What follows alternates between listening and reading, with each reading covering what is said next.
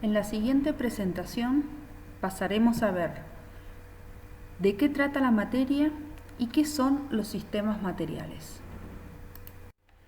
Pero antes que nada, debemos saber de qué trata la química. Como vemos, es una ciencia que estudia la composición y transformación de la materia, su estructura y propiedades. Es decir, que la química abarca todo lo que nos rodea.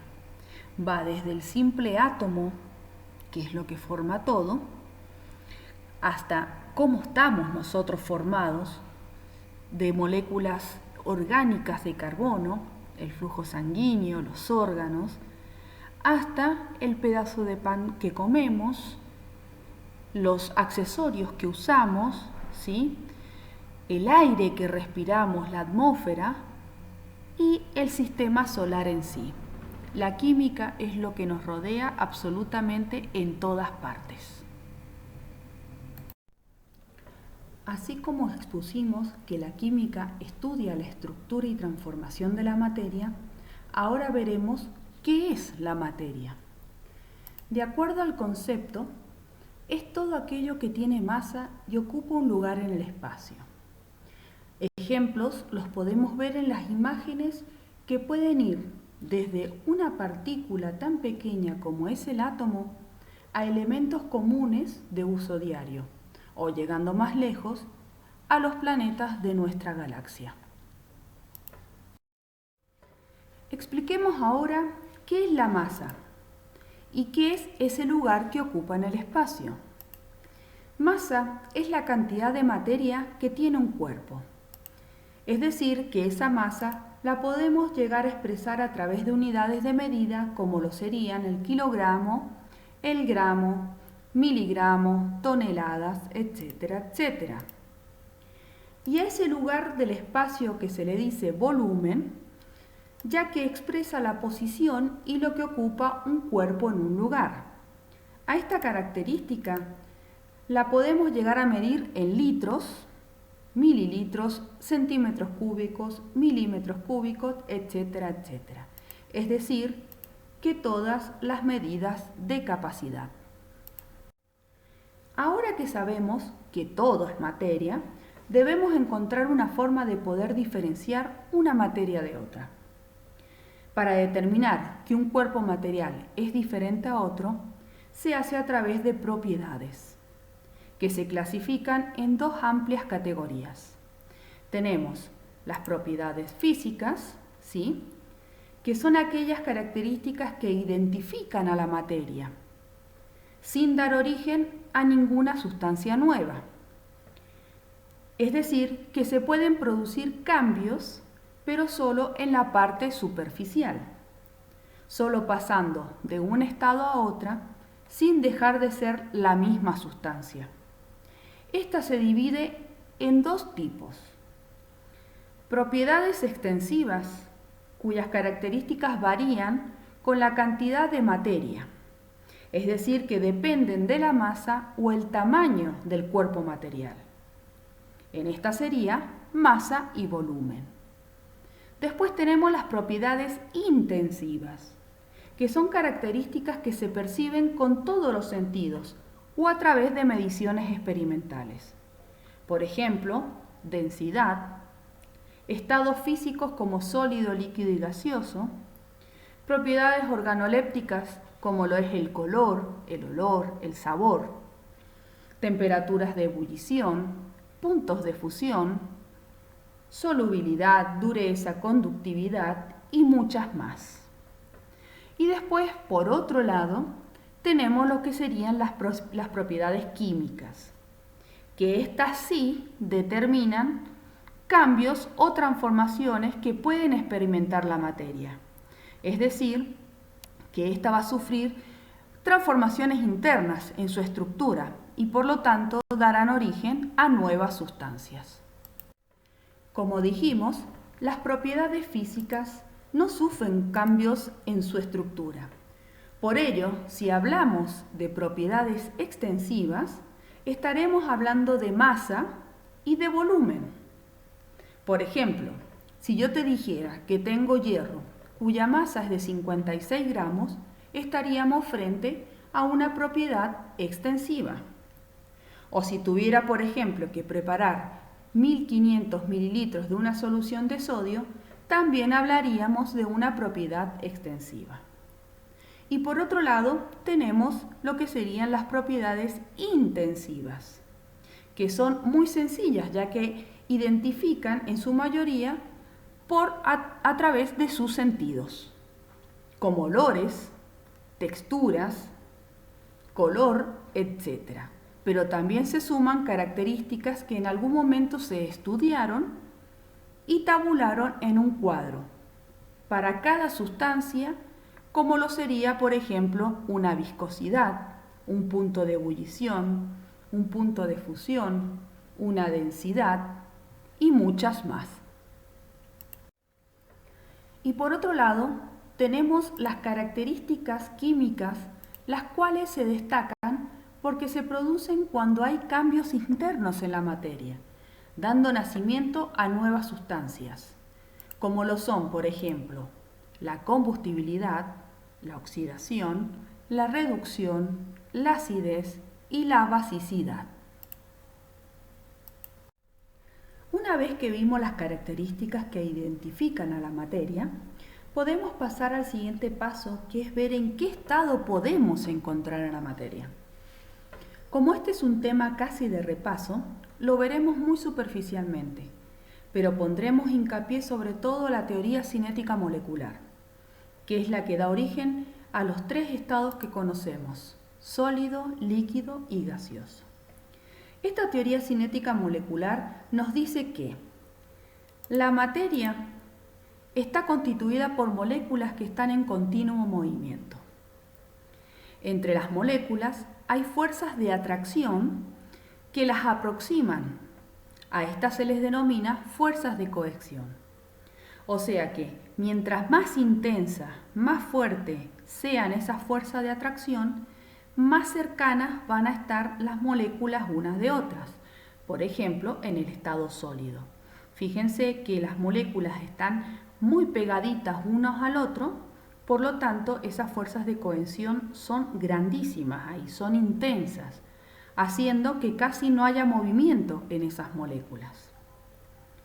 Si vemos el estado líquido, ¿sí?, esas fuerzas de cohesión se van debilitando, por lo tanto las moléculas se van separando y ya si pasamos al estado gaseoso, la fuerza de cohesión casi es mínima, por lo tanto las partículas están muy separadas unas de otras y eso equivale a que estén en continuo movimiento.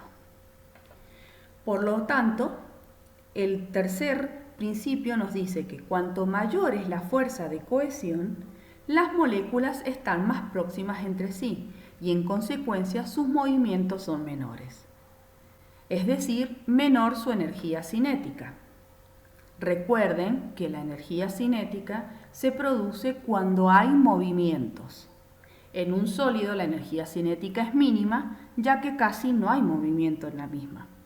Por el contrario, cuanto menor es la fuerza de atracción, más separadas estarán esas moléculas y por ende su energía cinética será elevada. Por ejemplo, en el estado de los gases. También tenemos dos variables muy importantes en lo que es el pasaje de estados. Es la temperatura y la presión. Ya que, por ejemplo, si a un sólido le aumentamos la temperatura, va a aumentar su energía y por ende va a tender a que las partículas comiencen a moverse, dando paso, por ejemplo, a lo que es el estado gaseoso.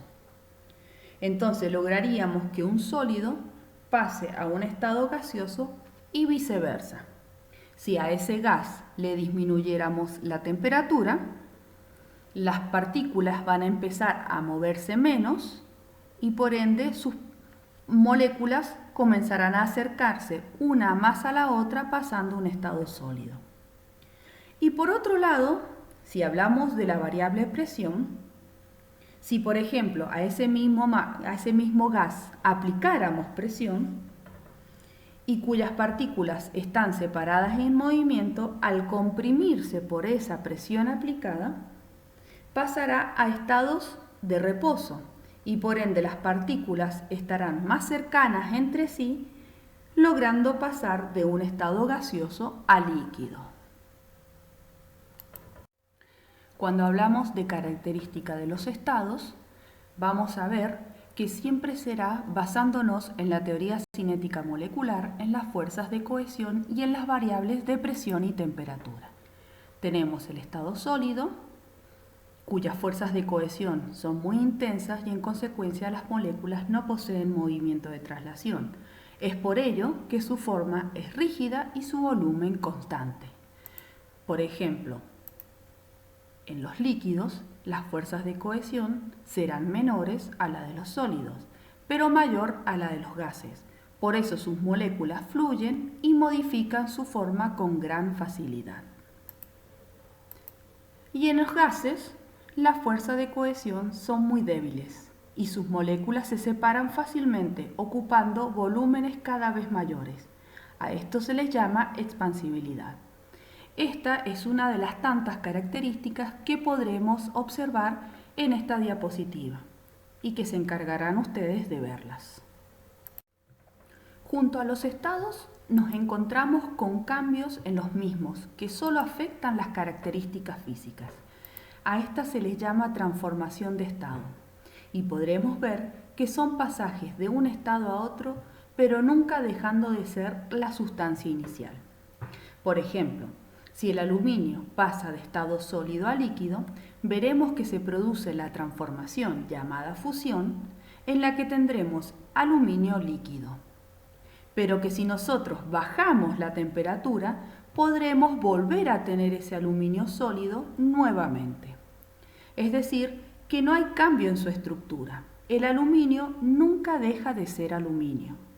Por ello, como lo mencionamos anteriormente, las transformaciones de estado son propiedades físicas, más explícitamente propiedades intensivas. Como ya sabemos que la materia es todo lo que nos rodea, nos encontraremos con fenómenos naturales que impactan sobre la misma, cambiando sus características o composición. A esto se los llama fenómenos físicos y químicos. Los fenómenos físicos son aquellos cambios que no afectan la estructura de la materia, es decir, no darán origen a una sustancia nueva. Son fenómenos reversibles, ya que pueden volver a su estado original.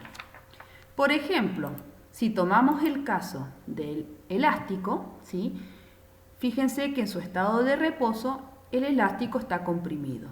Ahora, si yo a ese elástico lo estiro, va a cambiar su forma, pero nunca deja de ser un elástico. Si yo lo suelto, vuelve a su estado original. Eso es una propiedad física. Por otro lado, por ejemplo, si tomáramos el vapor de agua, pasamos de estado líquido a estado gaseoso y podemos viceversa pasar nuevamente al estado líquido, pero nunca dejará de ser agua. Solo pasa de un estado a otro, pero no cambia la sustancia, siempre se mantiene la misma.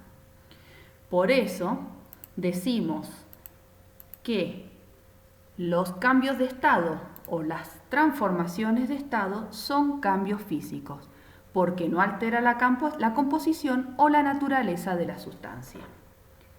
Ahora, si hablamos de fenómenos químicos, es al contrario. Son aquellos cambios que sí afectan la estructura de la materia y por lo tanto van a dar origen a una nueva sustancia. Son fenómenos irreversibles, es decir, que ya no pueden volver a su estado original.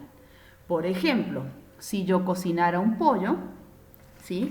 Yo no puedo nuevamente volver a tener el pollo crudo, ¿sí? Una vez que está cocinado, ya no puedo volver hacia atrás.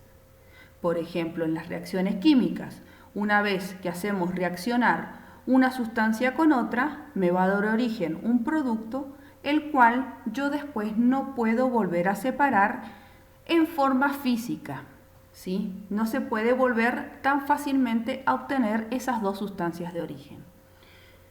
La oxidación es otro fenómeno químico que se produce al reaccionar con el oxígeno. O la combustión, una vez que yo enciendo un fósforo, por ejemplo, y se quema la madera, yo después no puedo volver a obtener esa madera de origen que tenía al principio. Todos estos son fenómenos químicos, los cuales dan origen a una sustancia nueva y no se puede volver a su estado original. Y por último, sabremos qué son los sistemas materiales y cómo se clasifican. Comenzaremos por saber qué es un sistema. Un sistema material es una porción del universo que se ha seleccionado para su estudio. Vamos a encontrarnos dos tipos de sistemas materiales: los sistemas homogéneos y los sistemas heterogéneos. Los sistemas homogéneos son aquellos cuyos componentes se distribuyen de manera uniforme, permitiendo que solo se observe una sola fase. Por otro lado, el sistema heterogéneo es aquel en el que podemos visualizar una o más fases, ya sea de un mismo compuesto o de diferentes sustancias. Estos sistemas los veremos más adelante explicados cada uno. Pero antes de pasar a describir de qué trata cada uno de estos sistemas, veremos qué es una fase y qué es un componente. La fase es el estado visible de la materia, es decir, que es visible a simple vista, y lo podemos encontrar en estado sólido, líquido o gaseoso. Si vemos en este ejemplo que hemos puesto acá, el aceite yo lo puedo ver. El agua y la sal, que sería en este caso una solución salina o un agua salina, también la puedo ver. Y la arena sería la última fase. Es decir, que esta mezcla estaría formado por tres fases: aceite, agua salada y arena. ¿Y qué sería el componente? El componente es la sustancia o el compuesto que forma parte del sistema. Es decir, que si yo en este caso dije que tenía tres fases, los componentes van a ser las sustancias que se ponen en juego en esa mezcla. ¿Cuáles serían las sustancias? El aceite, el agua, la sal y la arena. Sistemas heterogéneos. ¿Cómo me doy cuenta que es un sistema heterogéneo? Porque voy a poder visualizar siempre dos o más fases. Y componentes puedo encontrar uno o más. ¿Cómo es esto? Fíjense que en los tres casos que yo muestro, los tres tienen más de dos fases, como indicamos al principio. Por ejemplo, en el primer caso, yo al aceite lo puedo ver, al vino lo puedo ver y esta agua color naranja la puedo ver. Quiere decir que va a estar formado por tres fases. Pero ¿y cuáles son las sustancias? Las sustancias que están dentro de la mezcla son aceite, vino, agua y jugo en polvo. Por lo tanto, tendremos cuatro componentes: 1, 2, 3 y 4. En el segundo caso, pueden visualizar un montón de frutas, porque todas las puedo ver, por lo tanto me va a quedar como que son tres o más fases, y los componentes también. Puedo ver que está formada por toda esa cantidad de frutas, por lo tanto como componente o sustancias puedo poner tres o más. En el último caso, fíjense que yo cada una de las fases las puedo ver también. El agua, las piedras, la arena, el carbón y el algodón, todo lo puedo ver a simple vista si me lo ponen enfrente. Entonces este caso va a tener 6 fases y 6 componentes. Coinciden en que las fases van a ser igual que los componentes. No siempre va a pasar así. Y podemos tener un último caso en el cual puede ser nada más que un solo componente, pero poder encontrarlo en tres fases diferentes. Por ejemplo, imagínense el agua, ¿sí? Si yo al agua le pongo cubitos de hielo que flotan sobre el líquido y a su vez que sale vapor, ¿sí? El agua líquida, los cubitos de hielo y el vapor los puedo ver a simple vista. Por lo tanto, ese sistema va a estar formado por tres fases. ¿Pero cuántos componentes? Uno solo, porque los tres están formados de agua, una sola sustancia. Ese puede llegar a ser otro caso aparte del sistema heterogéneo. Entonces, ¿cómo sé que es un sistema heterogéneo? Porque está formado por dos o más fases y por uno o más componentes. Sistemas homogéneos. Los sistemas homogéneos son aquellos que están formados por una sola fase, es decir, una sola fase visible, y que pueden estar formados por un componente o más. Fíjense en los tres ejemplos que le he puesto. Por ejemplo, si yo veo a simple vista acá, yo veo un líquido marrón. Por lo tanto, si lo único que yo veo es el líquido marrón, es una sola fase. Pero dentro de este líquido marrón tengo varios componentes, que en este caso sería la leche y el chocolate. Entonces, en el primer ejemplo, estaría formado por una fase y dos componentes, la leche y el chocolate. En el segundo ejemplo, si yo lo veo a simple vista, yo solo veo una masa o una pasta blanca.